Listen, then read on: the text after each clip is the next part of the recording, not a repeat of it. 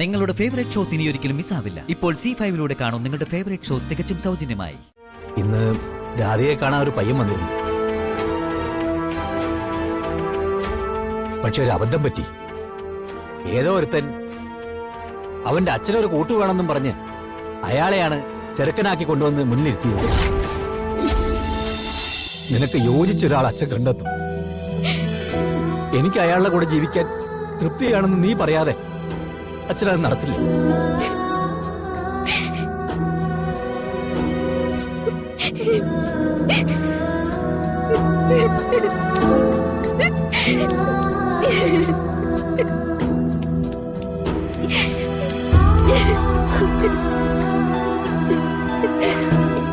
നമ്മുടെ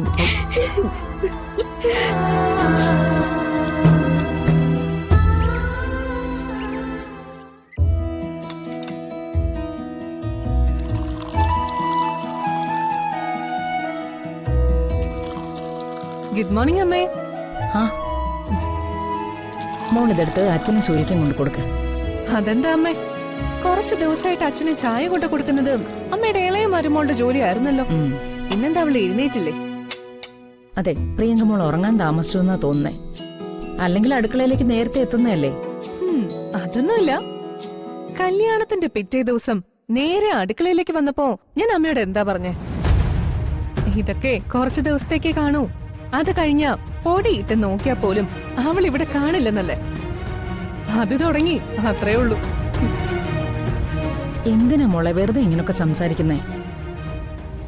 ചിലപ്പോ ആ കുട്ടിക്ക് എന്തെങ്കിലും സുഖമില്ലാത്താണെങ്കിലോ? ആ വരും. പ്രിയങ്കയ്ക്ക് എന്തെങ്കിലും അസുഖമുണ്ടോ? ഇല്ല. എന്താ? ഓ, അപ്പോ നിങ്ങൾ തമ്മി തല്ലി വഴക്കിട്ട് കിടക്കുകയായിരിക്കും അല്ലേ? ഞങ്ങള് വഴക്കൊന്നും ഇട്ടിട്ടില്ല. അല്ല, എന്താ പ്രശ്നം? അയ്യോ ഇല്ലേ, കുറച്ചു ദിവസം വലിയ പ്രകടനമായിരുന്നല്ലോ. സംസ്കാരമുള്ള കുടുംബത്തിൽ ജനിച്ച കുട്ടി, ദേവനാരായണൻ തിരുമേനിയുടെ ശിക്ഷണത്തിൽ വളർന്ന കുട്ടി, ഞാൻ അടക്കമുള്ള ഒരു കണ്ടുപിടിക്കേണ്ട കുട്ടി. അല്ല, ആ കുട്ടിയെ ഇങ്ങോട്ട് കാണാത്തതുകൊണ്ട് ചോദിച്ചതാണേ. പ്രിയങ്ക കൃത്യസമയത്ത് അടുക്കളയിലേക്ക് വന്നില്ല, അതാ ഇപ്പൊ സംഭവിച്ചത്. അയ്യോ, അവളെ എഴുന്നേക്കാത്തതില് എനിക്ക് പരാതിയൊന്നുമില്ല കേട്ടോ. പക്ഷേ അവൾ എഴുന്നേക്കാത്തതിന്റെ പേരില് എന്നെ ഇവിടുത്തെ വേലക്കാരിയായിട്ട് കണ്ടാലേ അത് എനിക്ക് കുറച്ച് ബുദ്ധിമുട്ടാ. ഇന്ന് അച്ഛനെ ചായ കൊണ്ട് കൊടുക്കാൻ പറയും. നാളെ അവള് കിടന്നുറങ്ങുമ്പോ അവളെ വിളിച്ചുണർത്തി ബെഡ് കോഫി കൊടുക്കേണ്ടതും എന്റെ ഉത്തരവാദിത്വമായിട്ട് മാറും. എന്നെ പണ്ടേ തഴഞ്ഞിരിക്കുന്നോണ്ട് ആർക്കും പ്രശ്നമില്ലല്ലോ. ഏട്ടത്തിക്ക് ഇപ്പൊ എന്താ വേണ്ടത്?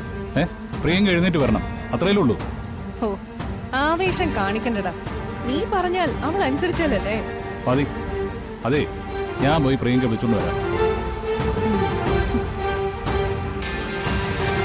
നേരം വെളുത്തിട്ടേ ഉള്ളൂ കൽപ്പന. ദൂഷ്യം പറയുന്നത് ഇത്ര നേരത്തെ തുടങ്ങണോ?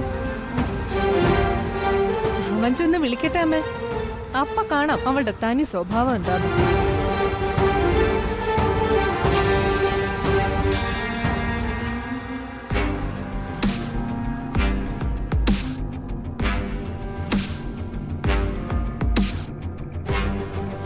പ്രിയങ്ക,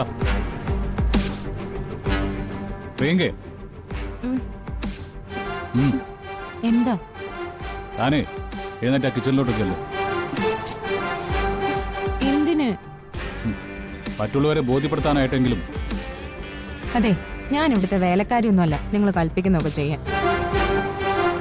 ഞാനൊരു അഡ്ജസ്റ്റ്മെന്റ് ഭാര്യയല്ലേ, കരാറ് തൊഴിലാളിയല്ലേ, അതനുസരിച്ചേ ചെയ്യാൻ പറ്റൂ. എടോ, ഏട്ടത്തി തന്നെ കിച്ചണിൽ കണ്ടില്ല എന്ന് പറഞ്ഞ് വെറുതെ പ്രശ്നം ഉണ്ടാക്കുന്നുണ്ട്. അത് അവരുടെ കാര്യം, അതിന് ഞാൻ എന്തിനാ മറുപടി പറയുന്നേ? അതെ, എനിക്ക് പറ്റില്ല. അടുക്കളയിലെ തീയും പുകയേറ്റാ എന്റെ ഗ്ലാമർ ഇല്ലാതാവും. ഇവിടെയുള്ള പെണ്ണുങ്ങൾക്ക് മരിക്കുന്നത് വരെയും ആ അടുക്കളയിൽ കിടന്നാ മതി. ഞാൻ അങ്ങനൊന്നുമല്ല. എനിക്കൊരു സ്വപ്നമുണ്ട്. സിനിമയിൽ വേണ്ടത് ഗ്ലാമറാ. അത് ഞാൻ സൂക്ഷിച്ചല്ലേ പറ്റൂ.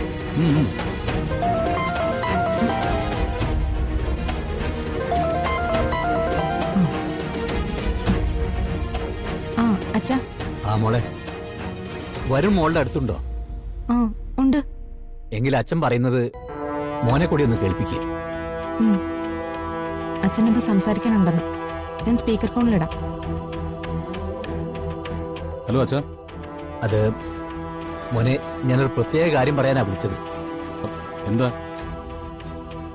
രാധികയുടെ വിവാഹം പെട്ടെന്ന് നടത്തണമെന്നാ ഞങ്ങളുടെയൊക്കെ ആഗ്രഹം.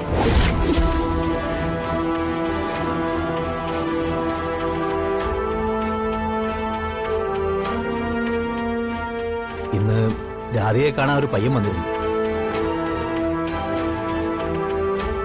പക്ഷെ ഒരു അബദ്ധം പറ്റി. ഏതോ ഒരുത്തൻ അവന്റെ അച്ഛനൊരു കൂട്ടു വേണമെന്നും പറഞ്ഞ് അയാളെയാണ് ചെറുക്കനാക്കി കൊണ്ടുവന്ന് മുന്നിലിരുത്തിയത്. എന്നിട്ട് അയാൾക്ക് പിടിച്ചു കൊടുക്കാൻ തീരുമാനിച്ചോ? കാര്യം പറഞ്ഞപ്പോ ഞാൻ ഓടിച്ചു വിട്ടു.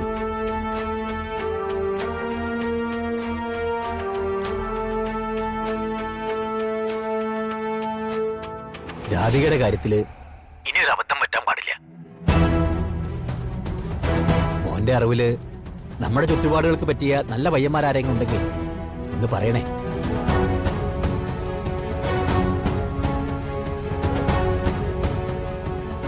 മോന് നേരിട്ട് അറിയാവുന്ന ആളാണെങ്കിൽ പിന്നെ ഭയപ്രമിക്കേണ്ട കാര്യമില്ലല്ലോ.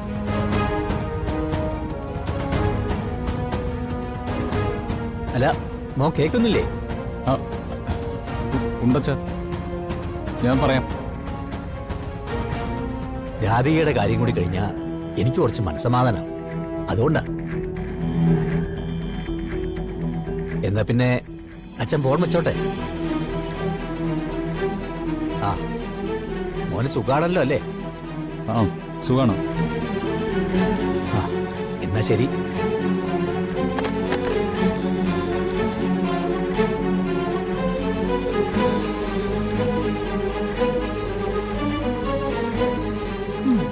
അച്ഛൻ വല്ലാത്ത പ്രതീക്ഷയിലായിരിക്കും. ആരെങ്കിലും ഉണ്ടോ പരിചയത്തില്? അച്ഛൻ ചേച്ചിയുടെ വിവാഹക്കാര്യം പറഞ്ഞപ്പോ എന്തായിരുന്നു ഒരു ടെൻഷൻ. എന്ത് ടെൻഷൻ?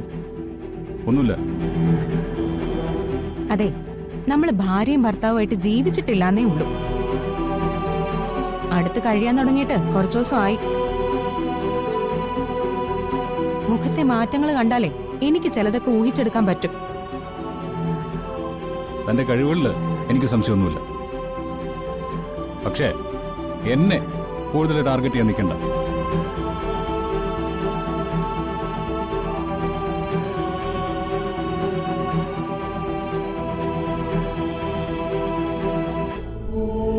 ചേച്ചിയുടെ വിവാഹക്കാര്യം പറഞ്ഞത് ഒട്ടും ഇഷ്ടപ്പെട്ടിട്ടില്ല. വന്ന ആൾ ഒഴിഞ്ഞു പോയിന്ന് പറഞ്ഞപ്പോ മുഖം തെളിഞ്ഞതും സത്യവും. എനിക്ക് കൂടുതൽ കൂടുതൽ ഉറപ്പാവുക എന്റെ പെണ്ണെന്ന് വരുൺ പറയുന്നത് ചേച്ചിയെ തന്നെ ആയിരിക്കോ?